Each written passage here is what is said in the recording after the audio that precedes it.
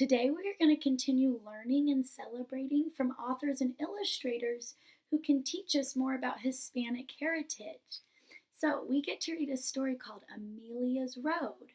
But remember, our job is to compare. Show me same, same, same. Yeah, compare. To compare something means that you're using words like alike, similar, or both. Can you say alike? Alike. Yeah, it's like, what are those two cousins from Dear Primo? How are they alike? Well, we compared them.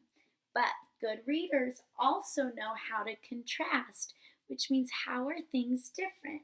Show me different. Let's do a syllable chin drop for different. Ready? Different, different. 2 syllables.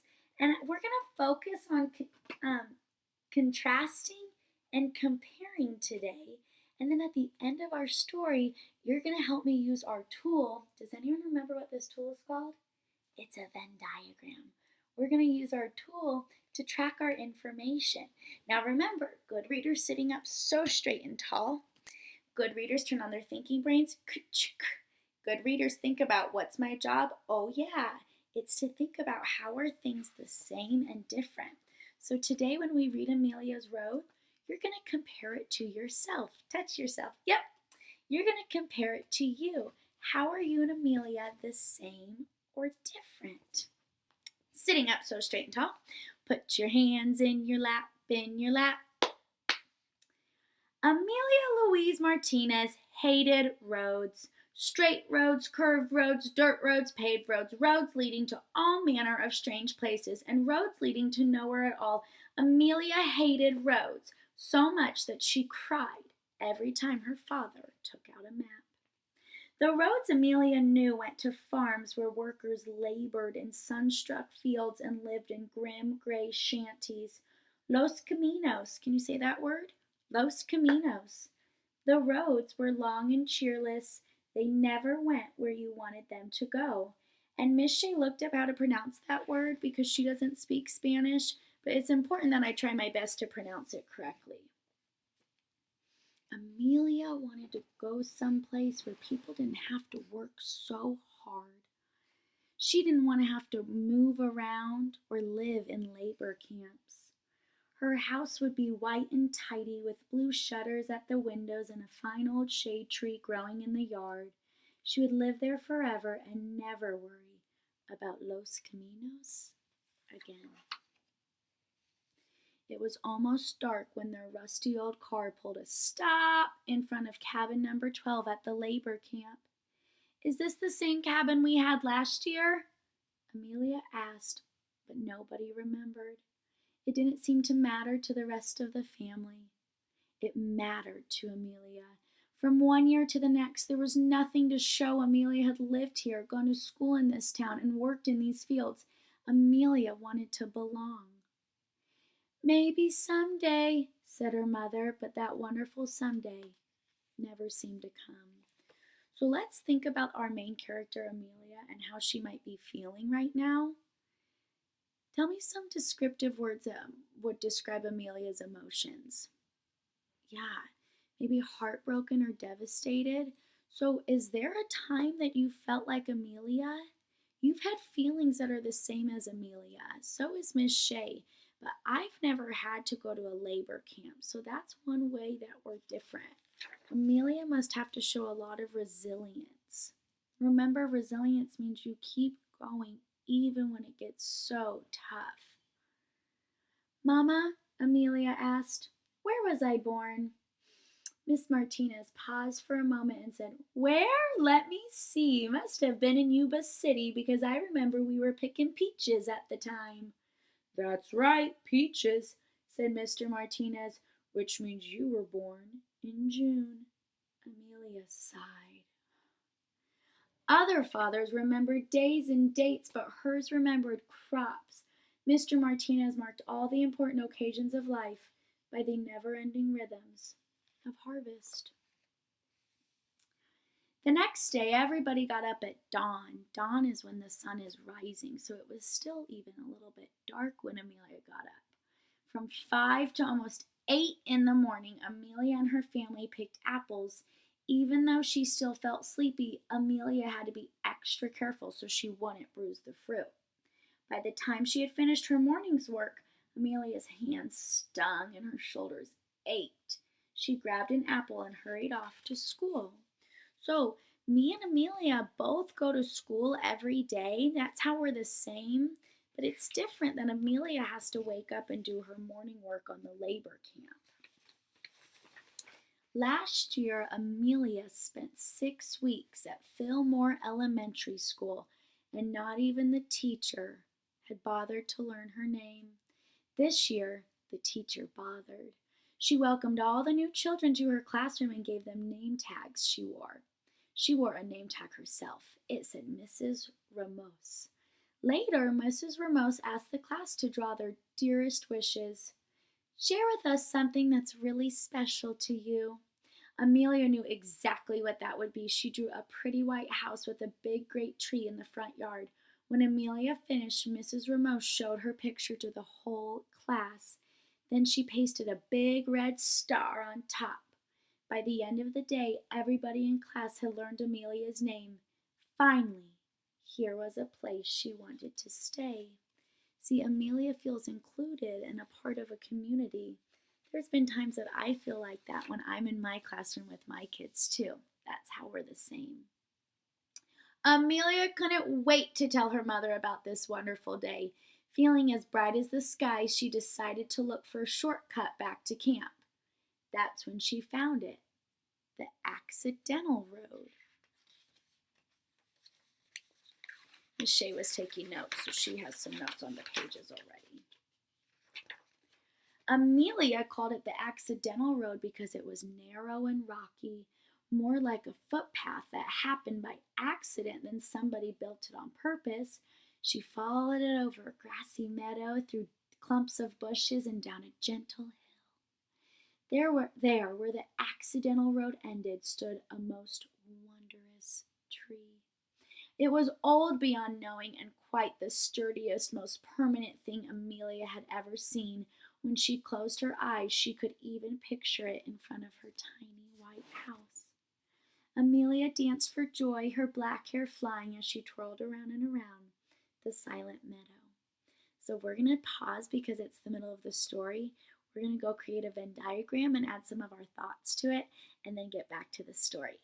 All right, team, so I've created a Venn diagram for our story. A Venn diagram looks like this, and it's got 2 circles that overlap. And so on one side, you write what's different, and in the middle where it's overlapping, you write what's the same. So let's look at ours. We're going to compare and contrast 2 things. Well, if we're thinking about what's the same, I'm comparing myself to Amelia, and in the middle of the 2 circles, I put that both me and Amelia go to school. Oh yeah, we both have siblings, and we both experience a variety of emotions. Remember at the beginning of the story, Amelia was really devastated and heartbroken, but then when she got to her classroom, she started to feel included and loved. And I experienced those things as well, so they went in the middle.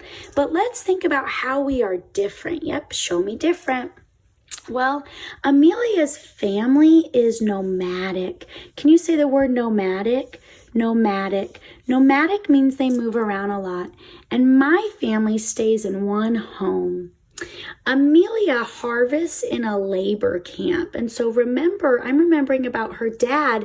He was so passionate about a harvest that's how he remembered dates. And I work at a school. I'm really passionate about school, but I don't know a lot about harvesting. So that's how we're different. Another way we're different is Amelia desires. That means she wishes to stay in one place. I remember that's her desire from the school because she drew that picture. And Miss Shea's desire is to travel. Miss Shea doesn't like to stay in one place. So that's some ways that me and Amelia contrast, and some ways that me and Amelia compare go right in the middle. Let's continue reading the story so we can finish our Venn diagram. So you guys did a great job helping me learn about the Venn diagram. Let's continue reading so we can add things to our Venn diagram. Now, remember, good readers can always reread. And I'm remembering that Amelia found an accidental road. Remember that accidental means it's not on purpose. She thinks this road was made, not paved, but just by people walking. And she saw the tree that she so wishes that she could live near. And remember, the tree was sturdy. That means strong. Show me strong. And permanent. That means it's not going away. Almost every day when work and school were over, Amelia would sit beneath the tree and pretend she had come home. More than anywhere in the world, she wanted to belong to this place and know that it belonged to her. Remember on our Venn diagram, this is what she desires. Can you say desire? Desire means wishes. It means what she hopes for. But the harvest was almost over, and Amelia didn't know what she'd do when the time came for leaving. She asked everyone for advice: her sister Rosa, her parents, her brother Hector, her neighbors at camp, and Mrs. Ramos at school, but nobody could tell her what to do. When I'm worried and anxious about something, I ask people that mean a lot to me for advice too. The answer, when it came, was nearly as accidental as the road. Amelia found an old metal box that somebody had tossed in the trash. It was dented and rusty, but Amelia didn't care. The box was the answer to her problem. How is Amelia going to solve her problem? Her problem is that she doesn't want to move away with this old dented box. What do you think her solution is? Think in your brain and keep it there. We're going to read to find out. She set to work at once, filling it with Amelia things. First, she put in the hair ribbon her mother had made her one Christmas. Next came the name tag Mrs. Ramos had given her. Then a photograph of her whole family taken on her birthday. And after that, the picture she'd drawn in class with the bright red star on it. Finally, she took out a sheet of paper and drew a map of the accidental road from the highway to the very old tree. In her best lettering, she wrote Amelia Road on the path. That must be important because it's the title. Then she folded the map and put it in her box. Let's see if your predictions were correct. When all the apples were finally picked, Amelia's family and the other workers had to get moving again. Remember, they're nomadic. Amelia made one more trip down the accidental road, this time with her treasure box. She dug a hole near the old tree and gently placed the box inside and covered it over with dirt. Why do you think Amelia would do that? Yeah, maybe Amelia's using it as a way to remember and belong. Let's read. She covered it with dirt, then she set a rock on top so nobody would notice the freshly turned ground. When Amelia finished, she took a step back and looked at the tree. Finally, here was a place where she belonged, a place she could come back to. Oh, so she's keeping the box there, so if she ever gets to visit it again, she knows that that's the place that made her feel so belong. I'll be back, she whispered, and then she turned away. Amelia skipped through the meadow, laughed at the sky, even turned cartwheels right in the middle of the accidental road. When she got back to the camp, the rest of the family had already started packing the car. Amelia watched them for a moment, then took a deep breath and joined to help. For the first time in her life, she didn't cry when her father took out the road map. Now, I thought Amelia would cry. I thought she'd be so devastated that they had to go back on the roads. Why do you think Amelia didn't cry? Answer me. Yeah. I think you might be right. Maybe Amelia didn't cry because she created a box of memories and she knows it's going to be there for her if she ever gets to come back. So she used a tool to help her sadness, didn't she? And so remember how we're celebrating authors this week as well who are inspired by their Hispanic heritage?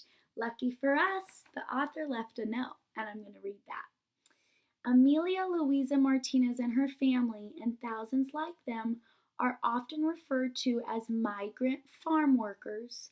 This is because they usually have to move from one harvest to another, and they do not have stable means sturdy, homes. Many of the migrant workers means you move around a lot, come from different parts of the world, such as Mexico or the Caribbean, but many of them are American citizens born in the U.S. Wow, so we got to learn about a story of Amelia, but they said that there's thousands of migrant workers. And Amelia's journey is really different than the journey that I took as a child. And maybe it's the same or different as you. So we're going to finish filling out the Venn diagram. We're going to continue reading books by authors who are celebrating Hispanic heritage. As I continue to compare and contrast, Amelia and I added a few things. So I learned that Amelia was a migrant farm worker, and I'm not a migrant farm worker. I just put that I'm grateful for food harvested for me. So I enjoy food where I buy it from a grocery store, and Amelia helps make and create and harvest the food. And so then I got to add something how we were both the same. At the end of the story, we learned that Amelia finally found a special place for her. And so Amelia and I both have a place we belong. We are going to continue to compare and contrast two things tomorrow.